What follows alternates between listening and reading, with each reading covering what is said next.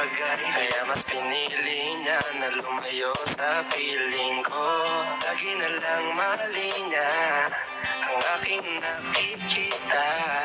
Hindi ko alam, unti-unti nang sinawalan na ng gana. Sana iyong alagaan, mahalin at ingatan.